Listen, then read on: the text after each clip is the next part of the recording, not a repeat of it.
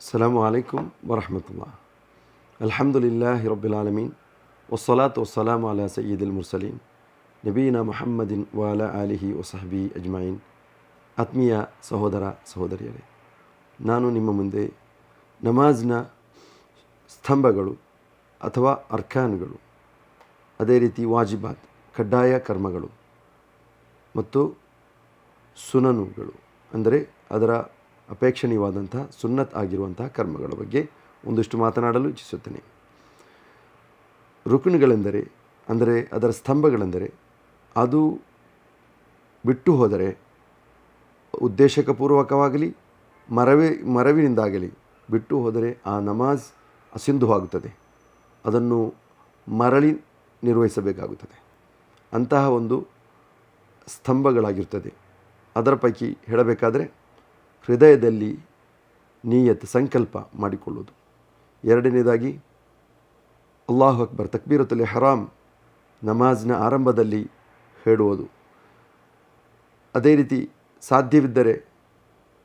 ಸಾಧ್ಯವಿದ್ದರೆ ನಿಂತು ನಮಾಜ್ ನಿರ್ವಹಿಸುವುದು, ಹಾಗೆಯೇ ಸೂರತುಲ್ ಫಾತಿಹಾ ಪಾರಾಯಣ ಮಾಡುವುದು ಎಲ್ಲ ರಕಾತ್ನಲ್ಲೂ. ಅದೇ ರೀತಿ ನೋಡಬೇಕಾದ್ರೆ ರುಕು ಮಾಡುವುದು, ಬಾಗುವುದು ಶಾಂತಚಿತ್ತತೆಯೊಂದಿಗೆ, ರುಕುವಿನಿಂದ ಎದ್ದೇಳುವುದು, ನೇರ ನಿಲ್ಲುವುದು, ಇತಿದಾಲ್ ಮಾಡುವುದು, ಸುಜೂದ್ ಮಾಡುವುದು, ಸಾಷ್ಟಾಂಗ ಮಾಡುವುದು ಎರಡು ಬಾರಿ,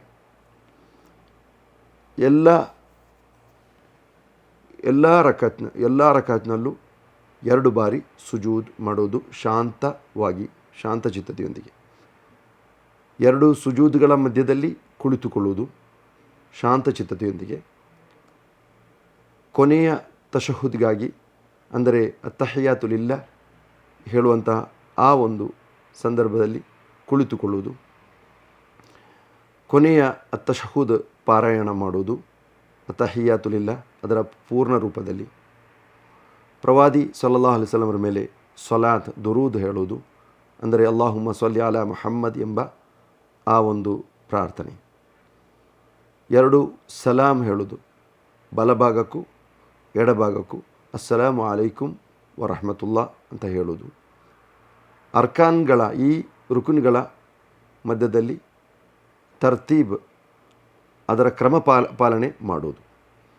ಇವುಗಳು ಬಿಟ್ಟು ಹೋದರೆ ಉದ್ದೇಶಪೂರ್ವಕವಾಗಲಿ ಅಥವಾ ಮರವಿನಿಂದಾಗಲಿ ಆ ನಮಾಜ್ ಅಸಿಂಧವಾಗುತ್ತದೆ, ಪುನರಾವರ್ತಿ ಮಾಡಬೇಕಾಗಿರುತ್ತದೆ ನಮಾಜ್. ಇವುಗಳಲ್ಲಿ ಯಾವುದಾದರೂ ಬಿಟ್ಟು ಹೋದರೆ. ಇನ್ನು ವಾಜಿಬಾತ್ಗಳು ಕಡ್ಡಾಯ ಕರ್ಮವೇನೆಂದರೆ ಇದು ಉದ್ದೇಶಪೂರ್ವಕ ಬಿಟ್ಟು ಹೋದರೆ ನಮಾಜ್ ಅಸಿಂಧುವಾಗ್ತದೆ. ಮರವಿಯಿಂದ ಬಿಟ್ಟು ಹೋದರೆ ಅವನು 2 ಮರವಿಯ ಸುಜೂದು ಸಹವುಗಳನ್ನು ಮಾಡಿದರೆ ಇದು ಸರಿಯಾಗುತ್ತದೆ. ಒಂದನೇದಾಗಿ ಎಲ್ಲ ಸಂದರ್ಭಗಳಲ್ಲಿ ಅಲ್ಲಾಹು ಅಕ್ಬರ್ ಅಂದರೆ ರುಕುವಿನಿಂದ ಏಳುವಾಗ ಅಲ್ಲಾಹು ಅಕ್ಬರ್ ಅಂತ ಹೇಳುವುದು, ಸುಜೂದಿಗೆ ಹೋಗುವಾಗ ಅಲ್ಲಾಹು ಅಕ್ಬರ್ ಅಂತ ಹೇಳುವುದು. ಎರಡನೇದಾಗಿ ಸಮಿ ಅಲ್ಲಾಹು ಲಿಮನ್ ಹಮೀದ ಅಂತ ಹೇಳುವುದು ರುಕುವಿನಿಂದ ಎದ್ದೇಳುವಾಗ. ಅದು ಇಮಾಮ್ಗೂ ಮಾಮೂಮ್ಗೂ ಇಮಾಮ್ಗೆ ಕಡ್ಡಾಯವಾಗಿರುತ್ತದೆ, ಮಾಮೂಮ್ ಒಬ್ಬಂಟಿಯಾಗಿ ನಮಾಜ್ ಮಾಡುವಾಗ ಕಡ್ಡಾಯವಾಗಿರುತ್ತದೆ. ಅದೇ ರೀತಿ ರಬ್ಬನಾ ಲಕಲ್ ಹಮ್ದ್ ಹೇಳುವುದು ರುಕುವಿನಿಂದ ಎದ್ದೇಳುವಾಗ.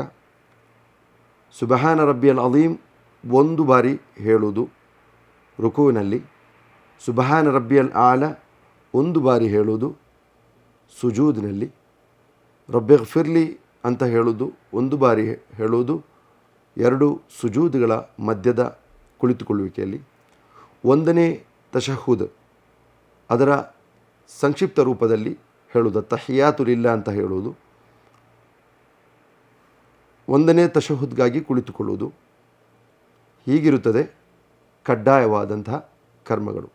ಇನ್ನು ಅಪೇಕ್ಷಣೀಯವಾದಂಥ ಸುನ್ನತ್ ಆಗಿರುವಂತಹ ಕರ್ಮಗಳೇನೆಂದರೆ ಇದು ಬಿಟ್ಟು ಹೋದರೆ ನಮಾಜ್ಗೆ ಯಾವುದೇ ರೀತಿಯ ಭಂಗ ಸಂಭವಿಸುವುದಿಲ್ಲ. ಬದಲಿಗೆ ನಮಾಜ್ ಪರಿಪೂರ್ಣ ಎನಿಸುತ್ತದೆ ಇದನ್ನು ಮಾಡಿದರೆ. ಎರಡು ಕೈಗಳನ್ನು ಎತ್ತುವುದು, ಅಲ್ಲಾಹು ಅಕ್ಬರ್ ಅಂತ ಹೇಳುವ ಸಂದರ್ಭಗಳಲ್ಲಿ, ನಮಾಜ್ನ ಆರಂಭದಲ್ಲೂ ರುಕೂನಿಂದ ಎದ್ದೇಳುವಾಗಲೂ, ಒಂದನೇ ತಶಹುದ್ದಿನಿಂದ ಎದ್ದೇಳುವಾಗಲೂ ಹೇಳುವಂಥದ್ದು. ಅದೇ ರೀತಿ ಎಡ ಮುಂಗೈ ಮೇಲೆ ಬಲ ಮುಂಗೈಯನ್ನು ಇಟ್ಟು ಎದೆಯ ಮೇಲೆ ಇಡುವುದು. ಅದೇ ರೀತಿ ಫಾತಿಹಾದ ನಂತರ ಆಮೀನ್ ಅಂತ ಹೇಳುವುದು, ಸಣ್ಣ ಕಿರಿಯ ಸೂರತ್ಗಳನ್ನು ಪಠಿಸುವುದು. ಔದು ಬಿಲ್ಲಾ ಮಿನ ಶೈತಾನಿರ್ ರಜೀಮ್ ಎಂಬುದು ಪಾರಾಯಣಕ್ಕೆ ಮೊದಲು, ಸೂರ ಫಾತಿಹೆಗೆ ಮೊದಲು ಹೇಳುವಂಥದ್ದು. ರುಕು ಮತ್ತು ಸುಜೂದ್ನಲ್ಲಿ ಸುಬ್ಹಾನ ರಬ್ಬಿಯಲ್ ಅಲೀಮ್ ಮತ್ತು ಸುಬ್ಹಾನ ರಬ್ಬಿಯಲ್ ಆಲ ಒಂದಕ್ಕಿಂತ ಹೆಚ್ಚು ಬಾರಿ ಹೇಳುವುದು. ಅದೇ ರೀತಿ ಸುಜೂದ್ನಲ್ಲಿ ಸಾಕಷ್ಟು ದುಆಗಳನ್ನು ಹೆಚ್ಚಿಸುವುದು. ಇಫ್ತಿರಾಶ್ನ ಕುಳಿತುಕೊಳ್ಳುವಿಕೆ ಅಂದರೆ ಎಡಗಾಲ ಮೇಲೆ ಕುಳಿತುಕೊಳ್ಳುವುದು.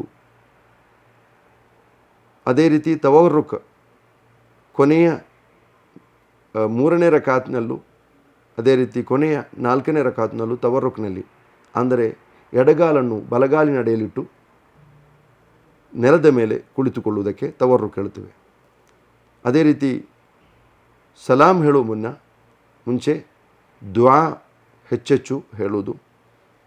ನಿಂತುಕೊಂಡಿರುವಾಗಲೂ ಕುಳಿತುಕೊಂಡಿರುವಾಗಲೂ ಸುಜೂದ್ನ ಭಾಗಕ್ಕೆ ನೋಡುವುದು, ದೃಷ್ಟಿ ಹಾಯಿಸುವುದು.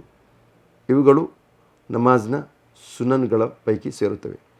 ಅಲ್ಲಾಹ್ ನಮಗೆಲ್ಲರಿಗೂ ಸರಿಯಾದ ಕ್ರಮದಲ್ಲಿ ನಮಾಜ್ ನಿರ್ವಹಿಸಲು, ಸ್ವೀಕಾರಾರ್ಹದಂಥ ನಮಾಜ್ ನಿರ್ವಹಿಸಲು ನಮಗೆಲ್ಲರಿಗೂ ಅನುಗ್ರಹಿಸಲಿ. ವಬಿಲ್ಲಾಹಿ ತೌಫೀಕ್.